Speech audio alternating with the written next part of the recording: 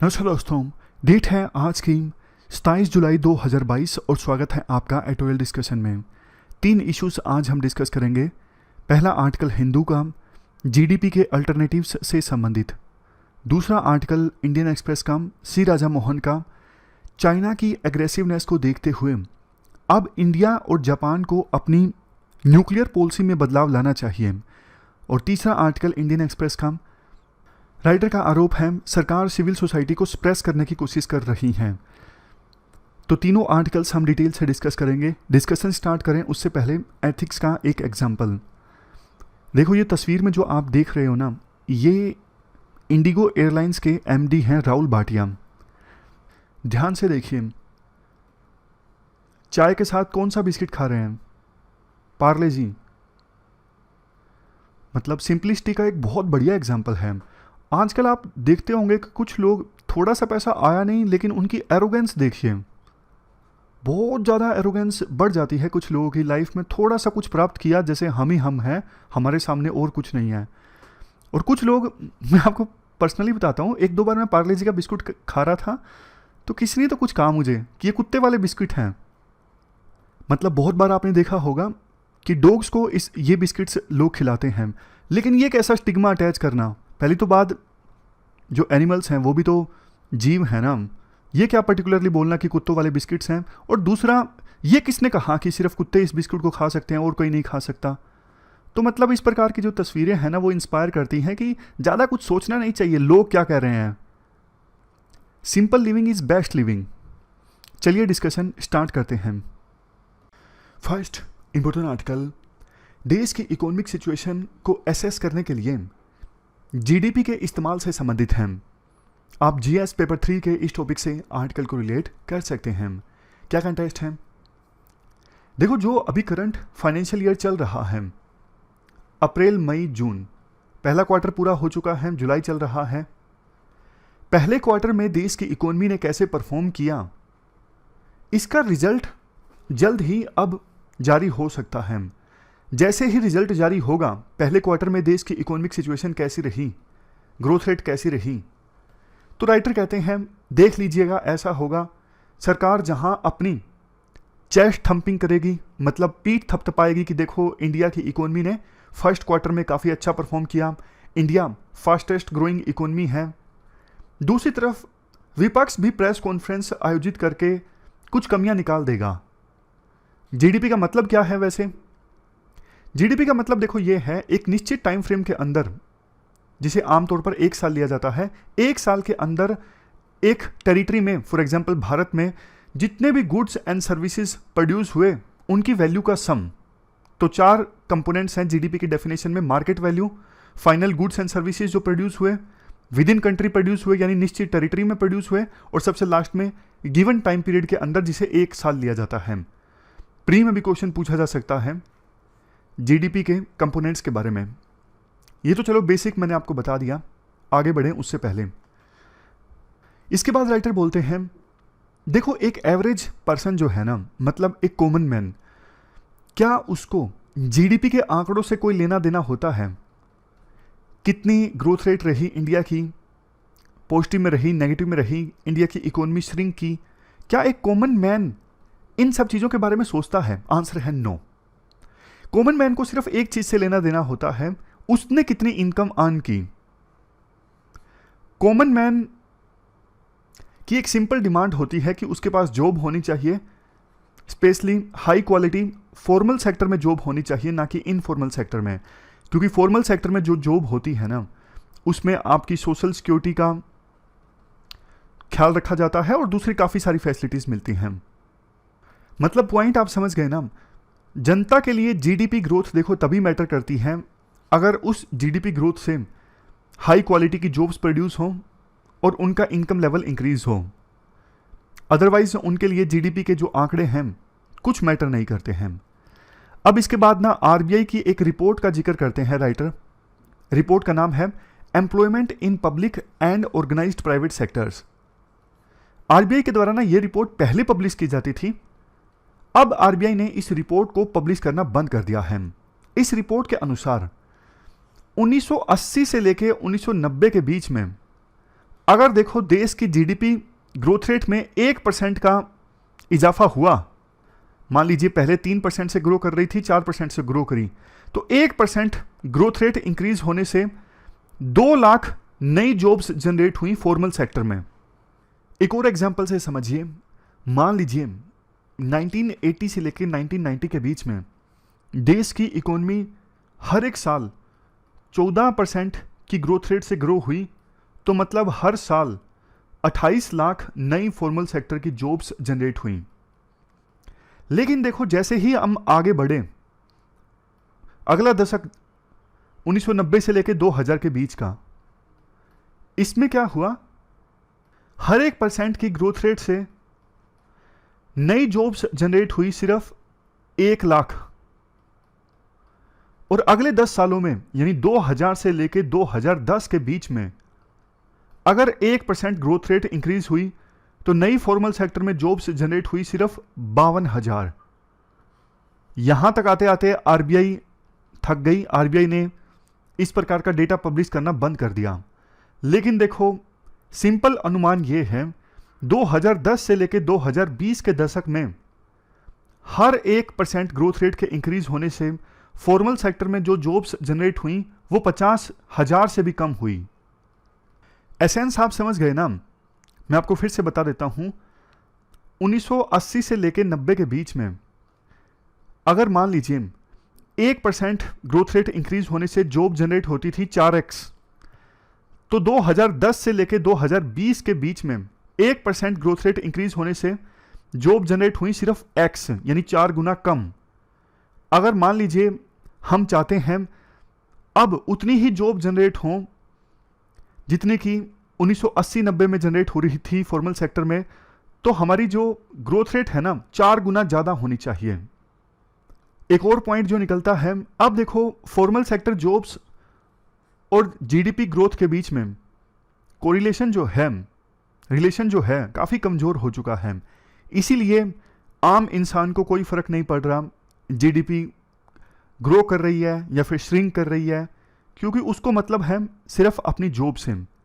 एक Nobel laureate है Simon कुजनेट्सन, इन्होंने देखो जीडीपी के आइडिया को कंसीव किया था कि जीडीपी का जो इस्तेमाल है किया जा सकता है किसी देश की इकोनॉमिक परफॉर्मेंस को मेजर करने के लिए। इनका कहना है, देखो मैंने ये कभी नहीं कहा कि आप किसी भी देश की इकोनॉमिक सिचुएशन को पूरी तरह से जीडीपी की सहायता से मेजर करो। आज के समय में तो जैसा हो रहा है ना, इवन सोसाइटी की जो वेलबींग है उसका भी पता लगाया जाता है कि उस देश की जीडीपी कैसे ग्रो हो रही है। जबकि देखो सोसाइटल वेलबींग और जीडीपी ग्रोथ का आपस में कुछ लेना देना नहीं है। जैसे सऊदी अरेबिया जैसे देश हैं, यहां पे जीडीपी ग्रोथ काफी होती है क्योंकि तेल प्रोड्यूस करते हैं ये देश, लेकिन सोसाइटी की वेलबींग उसके हिसाब से नहीं होती। और ऐसा नहीं है कि सिर्फ देखो इंडिया में ऐसा हो रहा है, दूसरे देशों में भी। श्रीलंका की बात कर लीजिए, श्रीलंका में अभी मास अपराइजिंग चल रही है, इकोनॉमिक सिचुएशन काफ़ी ख़राब हो चुकी है। हालांकि देखो इकोनॉमिक सिचुएशन के ख़राब होने के पीछे कुछ इस प्रकार के फैक्टर्स रिस्पॉन्सिबल हैं, जैसे वहाँ पे पॉलिटिशियंस ने इकोनॉमी को मिसमैनेज किया, फ्रीबीज काफ़ी बांटी। लेकिन देखो जब ये सब कुछ चल रहा था यानी कोविड से पहले, तो श्रीलंका की जो इकोनॉमिक सिचुएशन थी वो उतनी ख़राब नहीं थी, मतलब ठीक ठाक श्रीलंका की जीडीपी ग्रो कर रही थी। तो कहने का मतलब साफ है, वहाँ पर भी जीडीपी ग्रोथ और इकोनॉमिक प्रोस्पेरिटी के बीच में डिजोनेंस है। हायर जीडीपी ग्रोथ का होना इसका मतलब ये नहीं कि लोग भी अब और ज़्यादा प्रोस्पर हो रहे हैं, यही हाल यूएसए का भी है। तो अब ना आवश्यकता है जीडीपी के अल्टरनेटिव की। मैं आपको ना रीजंस समराइज कर देता हूं। जीडीपी के साथ क्या दिखते हैं, जीडीपी के साथ ये 4 और भी दिखते हैं जिससे सब कुछ मेजर करती है लेकिन इंपैक्ट मेजर नहीं करती। फॉर एग्जाम्पल हमारे देश में कितने कार प्रोड्यूस हुई, उनकी वैल्यू क्या है, सब कुछ मेजर किया जाएगा, लेकिन इंपैक्ट क्या हुआ उसका, ये चीज़ मेजर नहीं की जाती। जीडीपी जब हम मेजर करते हैं इनइक्वालिटीज को कैप्चर नहीं करते कि अमीर और गरीब के बीच की खाई कितनी बड़ी है। इवन प्रोडक्शन से इन्वायरमेंट कितना डिग्रेड हो रहा है यह भी नहीं मेजर किया जाता जीडीपी कैलकुलेशन में। और सबसे लास्ट में देखो जीडीपी में ना प्रोडक्शन पे ज़्यादा फोकस होता है, लेकिन आज की जो इकोनॉमी है ना, ज़्यादा सर्विस बेस्ड इकोनॉमी है, सर्विस सेक्टर पे ज़्यादा फोकस होता है आज के समय में। तो जीडीपी का जो कंसेप्ट है ना, पुराना हो चुका है। अब नए अल्टरनेटिव्स की आवश्यकता है। कुछ अल्टरनेटिव्स जैसे देखो ह्यूमन डेवलपमेंट प्रोडक्ट, ये ना इंडियन एक्सप्रेस में एक आर्टिकल आया था 2021 में, उसमें यह सजेस्ट किया गया था कि जीडीपी के अल्टरनेटिव की आवश्यकता है। ह्यूमन डेवलपमेंट प्रोडक्ट का इस्तेमाल हम कर सकते हैं जीडीपी की जगह। एचडीपी में ना ये सारे पैरामीटर्स भी आएंगे, जैसे फीमेल का लेबर फोर्स में पार्टिसिपेशन रेट क्या है, जेंडर इनकम में कितनी पैरिटी है, स्टंटिंग, कितने बच्चे जिनकी एज 5 साल से कम है वो स्टंटिंग का शिकार है, water quality and availability, quality of polity मतलब कितने विधायक या एमपी ऐसे हैं जिनके खिलाफ केसेस चल रहे हैं। कुछ दूसरे पैरामीटर्स जैसे CO2 एमिशन, इंटरनेट एक्सेस। तो इन सब पैरामीटर्स पर आधारित हो एचडीपी, और इसका इस्तेमाल किया जाए ये पता लगाने के लिए कि कोई देश कितना ज़्यादा समृद्ध है, कितनी ज़्यादा प्रोस्पेरिटी है किसी देश में। जीडीपी की सहायता से आप नहीं पता लगा सकते कि किस देश में इकोनॉमिक सिचुएशन कैसे है। और भी देखो दूसरे इंडिकेटर्स हैं जिनका इस्तेमाल किया जा सकता है, जैसे भूटान का था ना जो काफ़ी फेमस है, जिस पे यूपीएससी ने क्वेश्चन भी पूछा था, ग्रोस नेशनल हैप्पीनेस, इसकी सहायता से मेजर किया जाता है इकोनॉमिक सिचुएशन। इस पर ना यूपीएससी ने 2013 में एक ऐसे पूछा था, मुझे याद है। और अमर्त्य सेन की एक अप्रोच है, कैपेबिलिटी अप्रोच। इस अप्रोच में ना ये पता लगाया जाता है कि लोग कितना कैपेबल हैं। अमर्त्य सेन कहते हैं बुक्स देने से कुछ नहीं होगा, ये देखिए जिसको आप बुक्स दे रहे हो वो पढ़ भी रहे हैं कि नहीं पढ़ रहे हैं, कैपेबल बनाओ कि वो बुक्स पढ़ सकें। फिर ह्यूमन डेवलपमेंट इंडेक्स है, मल्टी पॉवर्टी इंडेक्स है, इनका भी सहारा लिया जा सकता है। लेकिन जीडीपी आज के समय में सूटेबल नहीं है। जैसे देखो फ्रांस के एक राष्ट्रपति हैं, मतलब पहले थे, निकोलस सरकोजी, 2008 में थे। इन्होंने ना कुछ नोबेल पुरस्कार विजेताओं को ये काम दिया था, जैसे जोसेफ स्टिग्लिट्ज और अमर्त्य सेन। इनको काम दिया था कि ना आप इकोनॉमिक एंड सोशल परफॉर्मेंस को मेजर करने के लिए एक ज़्यादा कॉम्प्रिहेंसिव मेजरमेंट फ्रेमवर्क इस्टेब्लिश कीजिए जो कि जीडीपी के अल्टरनेटिव के तौर पे काम करें। रिपोर्ट में यह कहा गया, हमें देखो मल्टीपल इंडिकेटर्स का एक डैशबोर्ड बनाना चाहिए। इंडिकेटर्स देखो ये सब हो सकते हैं, जैसे एचडीपी में जो हमने डिस्कस किए, अलग अलग देश के लिए अलग अलग यूनिक इंडिकेटर्स भी हो सकते हैं। उस डैशबोर्ड की सहायता से इकोनॉमिक सिचुएशन मेजर की जाए, सोशल परफॉर्मेंस मेजर की जाए, ना कि जीडीपी की सहायता से, जिसका अभी कोरिलेशन नहीं है उस देश में लोग कितने समृद्ध हो रहे हैं इस चीज से। तो ये पूरा आर्टिकल हमने डिस्कस किया। चलते हैं आगे। नेक्स्ट आर्टिकल सी राजा मोहन का, इंडियन एक्सप्रेस का, इंडिया और जापान को अपनी न्यूक्लियर पॉलिसी के बारे में एक बार फिर से विचार करना चाहिए। आप जीएस पेपर सेकंड के इस टॉपिक से आर्टिकल को रिलेट कर सकते हो। देखो अभी ना ग्लोबल सिचुएशन चेंज हो रही है, ये आपको भी पता है। चाइना बहुत पावरफुल हो रहा है धीरे धीरे, और चाइना लगातार कोशिश कर रहा है कि कैसे ना कैसे करके यूएसए को रिप्लेस करके खुद सबसे बड़ी पावर बन जाए वर्ल्ड में।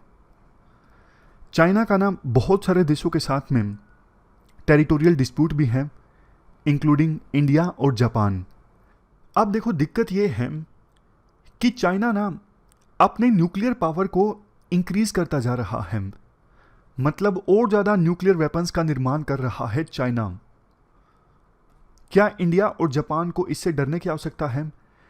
देखो अभी तक चाइना के पास थोड़े बहुत न्यूक्लियर वेपन्स थे, न्यूक्लियर बॉम्ब्स थे, तो दोनों देशों को लगता था कोई खास डरने की आवश्यकता है नहीं, क्योंकि इंडिया के पास तो न्यूक्लियर वेपन्स हैं ही। इसके साथ साथ जापान भी यूएस के न्यूक्लियर अम्ब्रेला में आता है।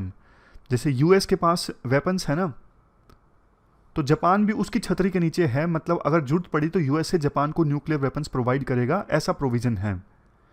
लेकिन अब कुछ ऐसा हुआ है, दोनों को ना अपनी न्यूक्लियर पॉलिसी को फिर से रिव्यू करने की आवश्यकता है। क्या हुआ है? चाइना ना अपने न्यूक्लियर आर्सेनल को ना सिर्फ मॉडर्नाइज कर रहा है, मतलब और ज़्यादा बेहतर न्यूक्लियर वेपन्स का निर्माण कर रहा है, बल्कि एक्सपेंड भी कर रहा है। एक्सपेंड का मतलब अगर पहले 350 वार हेड्स हैं, न्यूक्लियर बॉम्ब्स हैं, तो अब उसका लक्ष्य ये है 2030 आते आते उसके पास में 1000 न्यूक्लियर वार हेड्स होने चाहिए, यानी बॉम्ब होने चाहिए। ये पहला रीजन है जिसकी वजह से इंडिया और जापान को अपनी न्यूक्लियर पॉलिसी को फिर से रिव्यू करने की आवश्यकता है। दूसरी चीज, चाइना के जो राष्ट्रपति हैं ना, शी जिनपिंग, इन्होंने ना काफी मस्कुलर अप्रोच अपनाई है। मस्कुलर मतलब एग्रेसिव अप्रोच अपनाई हुई है टेरिटोरियल डिस्प्यूट्स का समाधान निकालने के लिए। इंडिया के साथ भी, जापान के साथ भी चाइना की टेरिटोरियल डिस्प्यूट है, लेकिन चाइना दोनों के अगेंस्ट काफ़ी एग्रेसिव है।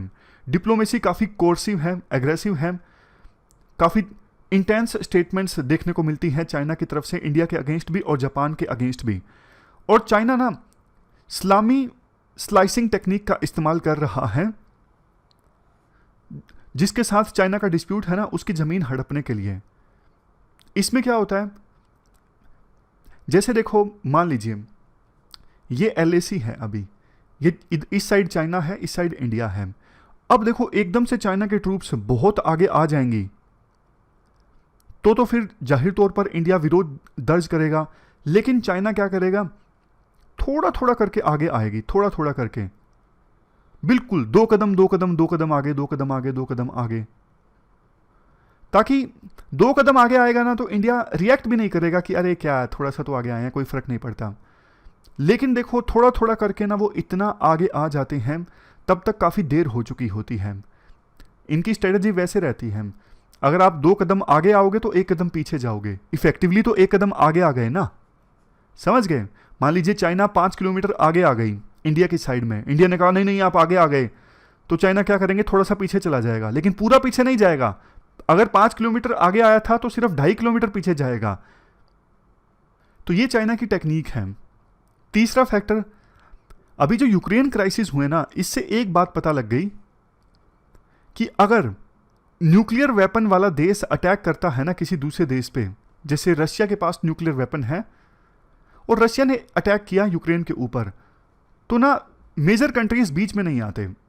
US, UK, फ्रांस, जर्मनी बीच में आए रशिया यूक्रेन वार में? नहीं आए। क्यों नहीं आए?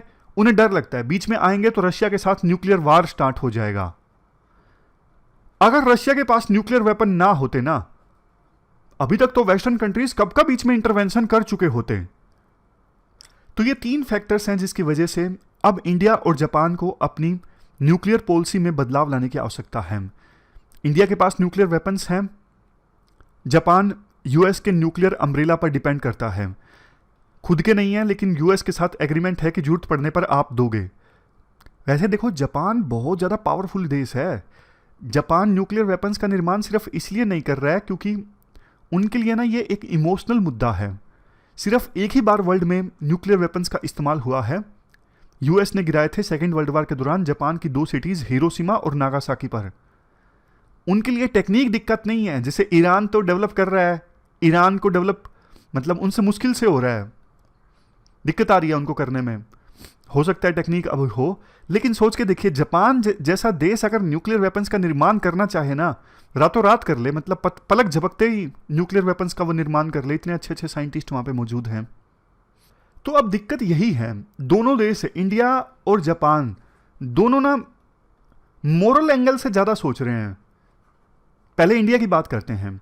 जैसे ही देखो इंडिया ने 1998 में ना न्यूक्लियर वेपन्स का निर्माण किया, एक्सपेरिमेंट किया पोखरण में, इंडिया ने बड़े बड़े दावे कर दिए अपने आप को मोरल साबित करने के लिए। हम पहले न्यूक्लियर वेपन्स का इस्तेमाल नहीं करेंगे, नो फर्स्ट यूज़ की हमारी पॉलिसी है, हम जितने हमने न्यूक्लियर वेपन्स का निर्माण कर लिया, बस अब हम हमारे प्रोग्राम को सस्पेंड करते हैं, हम और ज़्यादा न्यूक्लियर वेपन्स का निर्माण नहीं करेंगे। अरे इतना मोरल क्यों होना भाई? आपका जो पड़ोसी देश है चाइना इतना ज़्यादा एग्रेसिव है, वो अपने न्यूक्लियर वेपन्स को मॉडर्नाइज कर रहा है, एक्सपेंड कर रहा है, तो आप क्यों ढीले डाले बैठे हो? आप भी बोलो ना दुनिया को, अगर चाइना करेगा तो हम भी करेंगे। उसी प्रकार से जापान के लिए न्यूक्लियर वेपन्स एक इमोशनल इशू है। जैसे ही चाइना ज़्यादा एग्रेसिव हो रहा है ना, तो जापान के वो प्रधानमंत्री जिनकी डेथ हो चुकी है, शिंजो आबे, वो तो देखो एग्रेसिव थे, वो बोलते थे कि अब जापान को भी अपनी न्यूक्लियर पॉलिसी में बदलाव लाना चाहिए, लेकिन जैसा मैंने कहा जनता वहाँ पे थोड़ी इमोशनल है, उनकी बात को माना नहीं गया। और अब जो प्राइम मिनिस्टर है ना किशिदा, वो तो उसी शहर से आते हैं जहाँ पर न्यूक्लियर वेपन गिराया गया था। वो और भी ज़्यादा इमोशनल हैं। वो कहते हैं हम चाइना का सामना करेंगे दूसरे तरीकों से, न्यूक्लियर वेपन्स हम नहीं डेवलप करेंगे खुद से, हमारा एग्रीमेंट है यूएसए के साथ, इतना ही बहुत है। लेकिन बात वही है कि चाइना जब देखो इतना बुली कर रहा है, अपनी पावर को स्ट्रोंग कर रहा है, तो इन दोनों देशों को, जापान को भी इंडिया को भी, ज़्यादा मोरल नहीं खेलना चाहिए।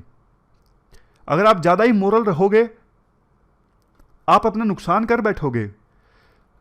मुझे ना वो बात याद आती है, जैसे हमारे जो राजा थे ना काफ़ी बार, जैसे पृथ्वीराज चौहान थे, मोहम्मद गोरी का अटैक हुआ, पहली लड़ाई में वो हार गए थे मोहम्मद गोरी, और पृथ्वीराज चौहान जीते थे, लेकिन माफ़ कर दिया कि जाओ हम तुम्हें माफ़ करते हैं। उसके बाद दूसरी लड़ाई में क्या हुआ, इतिहास आपको पता है। तो आज का जो युग है ना, वो देखो मैकियावेली के आइडियाज़ को मानने वाला युग है। मैकियावेली क्या बोलते हैं, इंटरनेशनल रिलेशंस में एथिक्स, मोरल्स ये कुछ नहीं होता, सिर्फ और सिर्फ एक चीज़ मैटर करती है, वो है नेशनल इंटरेस्ट। समझ गए। तो राइटर ना लास्ट में एक और अच्छा सजेशन देते हैं। जैसे देखो आपको याद होगा अभी ना एक एग्रीमेंट साइन हुआ था ओकस 3 देशों के बीच में, यूएसए, यूके और ऑस्ट्रेलिया। इस एग्रीमेंट के तहत यूएसए ऑस्ट्रेलिया की हेल्प करेगा न्यूक्लियर सबमरीन्स प्राप्त करने में। तो राइटर कहते हैं इसी प्रकार का एग्रीमेंट ना 3 देशों के बीच में साइन हो सकता है, यूएसए, फ्रांस, इंडिया। यूएसए बीच में मदद करेगा फ्रांस की, और फ्रांस इंडिया को ना सबमरीन्स प्रोवाइड करेगा। कौन सी, एसएसबीएन यानी बैलिस्टिक मिसाइल कैरिंग सबमरीन, और एसएसएन यानी न्यूक्लियर अटैक सबमरीन। ये एग्रीमेंट 3 देशों के बीच में हो, यूएसए, फ्रांस, इंडिया। यूएसए बीच में मदद करे फ्रांस की, और फ्रांस ये सबमरीन से इंडिया को प्रोवाइड करे।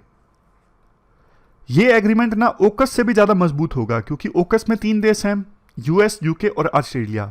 ऑस्ट्रेलिया के पास न्यूक्लियर वेपन्स नहीं है, लेकिन इस एग्रीमेंट में जिसका नाम हो सकता है इनफ्रूस, इंडिया, फ्रांस और यूएस, इसमें तो तीनों देश ऐसे हैं जिनके पास न्यूक्लियर वेपन्स हैं। और जापान को भी अपनी ना न्यूक्लियर पॉलिसी को रिकंसिडर करना चाहिए चाइना का मुकाबला करने के लिए। वक्त अब आ गया है। ये पूरा आर्टिकल हमने डिस्कस किया, चलते हैं आगे। इसके बाद नेक्स्ट आर्टिकल सिविल सोसाइटी से संबंधित है। राइटर आरोप लगाते हैं सरकार के ऊपर कि सरकार सिविल सोसाइटी को डिस्ट्रॉय करने की कोशिश कर रही है। तो इस आर्टिकल के जो पॉइंट्स हैं ना, वो आप लिख सकते हो। मान लीजिए यूपीएससी क्वेश्चन पूछती है सिविल सोसाइटी के सामने आज के समय में कौन से चैलेंजेस हैं, तो वहाँ पे इस आर्टिकल के पॉइंट्स को लिखा जा सकता है। जैसे सबसे पहले national security adviser Ajit Doval की बात की जाती है कि पिछले साल जब आईपीएस की ट्रेनिंग ख़त्म हुई थी ना, उस दिन उन्होंने एक स्पीच दी थी और ट्रेनीज़ को संबोधित करते हुए कहा था सिविल सोसाइटी आज के समय में वार का एक नया फ्रंटियर है। देखो सरकार का तर्क ये है कि ये जो सिविल सोसाइटी है ना, पहले तो मैं आपको सिविल सोसाइटी बताता हूँ क्या है। एक तो देखो फैमिली होता है, फैमिली में हस्बैंड वाइफ, माता पिता, ये सब होते हैं। एक सरकार है, सरकार में ये लोग होते हैं ब्यूरोक्रेट्स या फिर मिनिस्टर्स। उसके बीच में, इन दोनों के बीच में, फैमिली और सरकार के बीच में जितनी भी एसोसिएशंस है ना, एनजीओ है, कोई प्रेशर ग्रुप है, ट्रस्ट है, कुछ भी है, सब कुछ सिविल सोसाइटी है। आप मान लीजिए यूपीएससी एस्पायरेंट्स मिलके एक एसोसिएशन बनाओ ताकि यूपीएससी से डिमांड कर सको कि भैया रिफॉर्म्स आने चाहिए, तो वो भी एक सिविल सोसाइटी होगी। समझ गए। तो सरकार का तर्क पता क्या है, ये कई एनजीओज वगैरह है ना, ये दूसरे देशों के आदेश पर काम करते हैं, जैसे यूके गवर्नमेंट के आदेश पर, यूएसए के आदेश पर, वहाँ से इनको फंडिंग मिलती है, या फिर वो लोग जो इंडिया के अगेंस्ट हैं उनसे उनको फंडिंग मिलती है और वो देश के अगेंस्ट काम करते हैं। मैं आपको सिंपल भाषा में बोलूँ, आप समझ जाओगे। सरकार को ये लगता है कि बहुत सारे एनजीओज, उनका मेन मकसद ही ये है कि हमारी सरकार की बेइज्जती करना। वो जानबूझ के ना आधे अधूरे फैक्ट्स जनता के सामने रखते हैं ताकि सरकार की किरकिरी हो, ताकि देश कमज़ोर हो। ये तर्क किसका है? ये सरकार का तर्क है। जैसे एक रिपोर्ट आई थी कि एनजीओज ना देश की डेवलपमेंट पर विपरीत असर डालते हैं। जैसे आईबी की एक रिपोर्ट थी कि इस टाइम पीरियड के बीच में एनजीओज की वजह से देश की जो इकोनॉमिक ग्रोथ रेट है ना, वो 3 से 4% प्रभावित हुई है। कई बार होता क्या है, एनजीओज कैसे काम करते हैं, मैं आपको एग्जांपल की सहायता से बताता हूँ। एक रिपोर्ट में ये सामने आया था, जैसे ऑस्ट्रेलिया और इंडिया का ना यूरेनियम को लेके एक एग्रीमेंट साइन होने वाला था। अब ना ऑस्ट्रेलिया के आदेश पर ये चीज़ें कभी बाहर नहीं आती, रिपोर्ट में सामने आती हैं। कभी ऑस्ट्रेलिया इस चीज़ को मानेगा नहीं, लेकिन ऑस्ट्रेलिया से पैसे मिले, एक एनजीओ ने ना विरोध करना स्टार्ट कर दिया कोल माइनिंग साइट पे जानबूझ के, ताकि वहाँ पे कोल की माइनिंग बंद हो जाए। कोल की माइनिंग बंद हो जाएगी तो सरकार पे प्रेशर पड़ेगा, सरकार जल्दी यूरेनियम एग्रीमेंट साइन करेगी। तो इस प्रकार से ये खेल चलता है कि एनजीओज का इस्तेमाल किया जाता है कुछ देशों के द्वारा अपने स्वार्थ को साधने के लिए। जैसे यूएसए पर आरोप लगता था पहले कि यूएसए की जो फोर्ड फाउंडेशन है ना, उस फाउंडेशन के थ्रू यूएसए दूसरे देशों की पॉलिटिक्स में इंटरफेयर करता है। इंडिया में भी उन्होंने किया। तो ये हमने सरकार का पक्ष जान लिया। अब राइटर का पक्ष जानते हैं। राइटर का पक्ष ये है कि सरकार ना अपने कुछ एक्ट्स का मिसयूज करके, कुछ कानूनों का मिसयूज करके सिविल सोसाइटी को ना दबाने का प्रयास कर रही है। जैसे foreign contribution regulation act, FCRA, PMLA, prevention of money laundering act. Money laundering मतलब ब्लैक मनी को व्हाइट मनी में कन्वर्ट करना। UAPA, unlawful activities prevention act, इनका दुरुपयोग सरकार कर रही है। जैसे पहले एग्जांपल दिया जाता है एफसीआरए का। इंडियन एनजीओज का ना अगर बाहर से दूसरे देशों से मदद लेनी है ना, तो उनको सरकार से एफसीआरए क्लियरेंस लेना जरूरी है, तभी वो फॉरेन से फंड्स प्राप्त कर सकते हैं डेवलपमेंट वर्क के लिए। इस एक्ट को अमेंड किया गया था 2010 में यूपीए की सरकार के द्वारा, और अमेंडमेंट की सहायता से स्टेट को पावर दी गई थी काफ़ी ज़्यादा एनजीओ से डील करने के लिए। एनजीओज को इसके बाद हर 5 साल बाद अपने लाइसेंस को रिन्यू करवाना था। बहुत सारे कैंसिलेशंस हुए एफसीआरए के नाम पर 2010 से लेकर 2020 के बीच में। जैसे देखो, अगर यूपीए के समय 2011 से 14 के बीच में ऑलमोस्ट 4000 एनजीओज के रजिस्ट्रेशन कैंसिल हुए थे, तो जब बीजेपी की सरकार आई 2015 से लेकर 2022 के बीच में 16,692 एनजीओज के रजिस्ट्रेशन कैंसिल हो गए।